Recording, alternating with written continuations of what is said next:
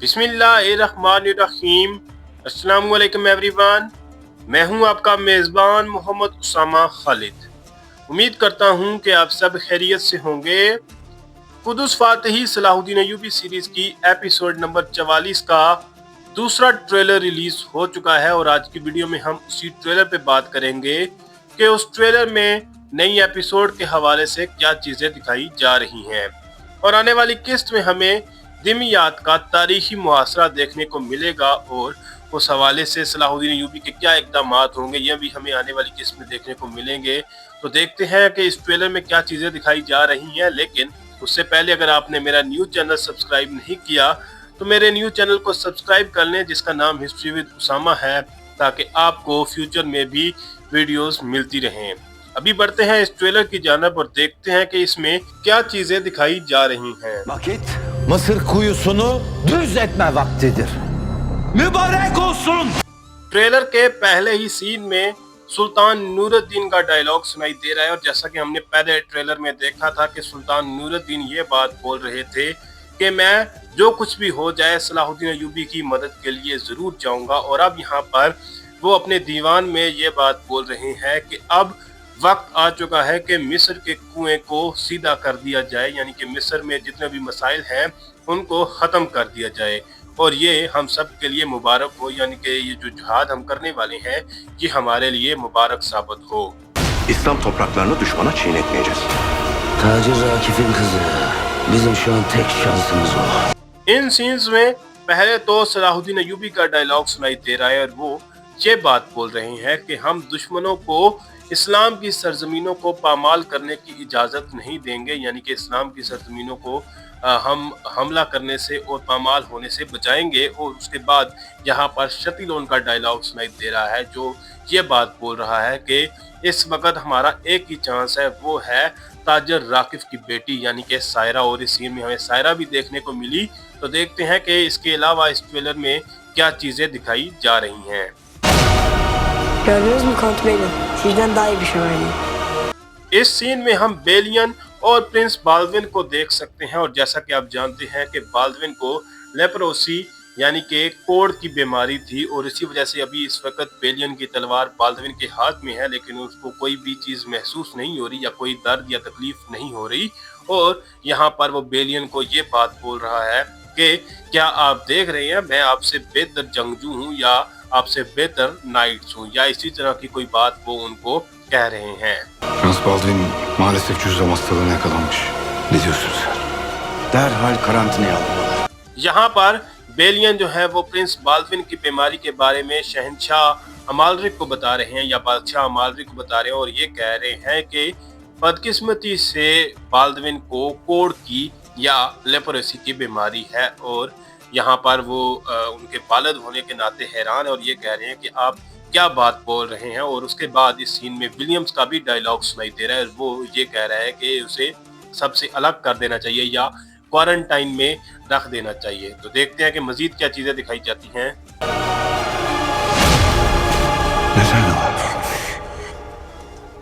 अब चाहे बादशाह मालरिक और प्रिंस बाल्डविन जो है वो सलाहुद्दीन अय्यूबी के दुश्मन थे, लेकिन बीमारी की हालत में आप एक वालिद के रिएक्शन को जानते ही होंगे और वो अपने बेटे को देख के शायद यही बात बोल रहे हैं कि मेरा बेटा ही क्यों, या इस तरह की कोई बात कह रहे हैं और उन्होंने उनको गले से भी लगाया हुआ है। लेकिन तारीखी तौर पर देखा जाए तो कहा जाता है कि सलाहुद्दीन अय्यूबी ने भी अपने हकीमों को प्रिंस बाल्डविन या बादशाह बाल्डविन की मदद के लिए भेजा था कि वो इस बीमारी से उनको निकाल सकें। अब देखते हैं कि इस सीरीज में इस हवाले से क्या चीजें दिखाई जाती हैं। Bu son seferime ruhumla çıkıyorum.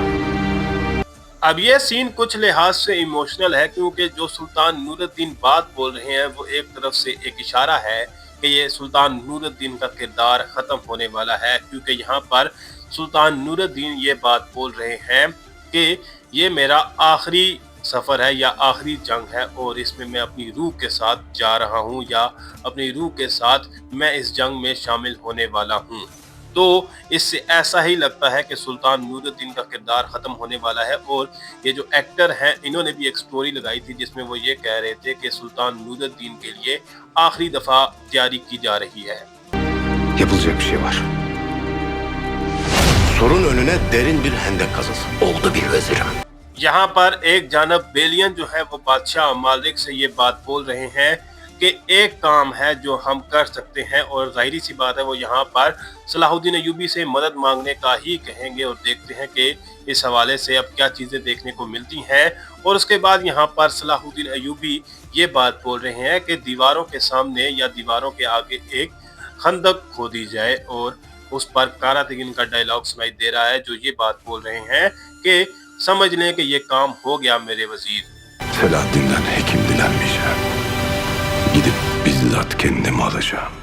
बेलियन ने बादशाह मालिक को यही बात बोली होगी कि हम सलाहुद्दीन अय्यूबी से हकीम मंगवा सकते हैं, यानी कि लतीफ़ को बुलाकर लेप्रोसी का इलाज करवा सकते हैं प्रिंस बाल्दविन का। लेकिन बादशाह मालिक का कहना है कि मैं सलाहुद्दीन अय्यूबी से किसी भी हकीम की तलब नहीं करूंगा या कोई भी हकीम उनसे नहीं मंगवाऊंगा, बल्कि मैं खुद जाकर वो उस हकीम को हासिल कर लूंगा।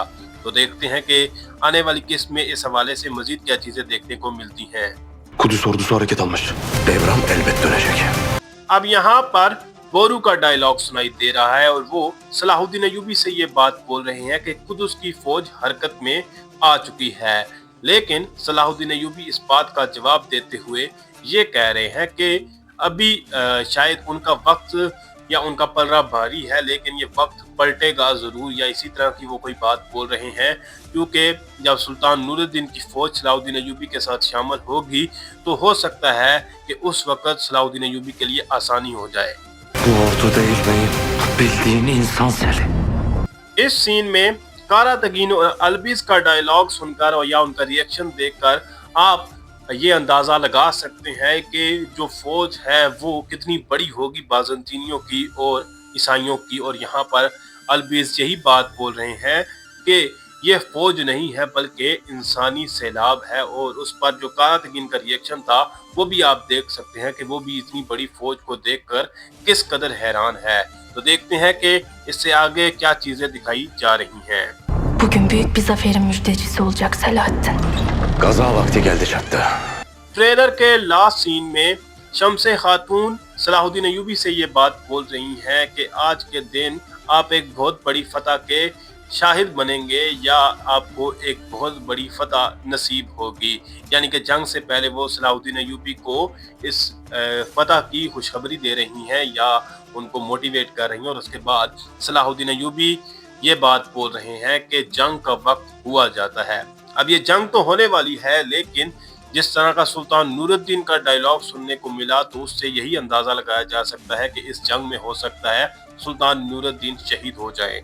लेकिन देखते हैं कि क्या चीजें देखने को मिलती हैं। फिल वक्त के लिए इतना ही। अगर आपको वीडियो अच्छी लगी तो वीडियो को लाइक लाजमी करिएगा। मेरे नए चैनल को लाजमी सब्सक्राइब करें और बेल आइकन को प्रेस करें ताकि आपको तमाम नई वीडियोस की अपडेट्स मिलती रहें।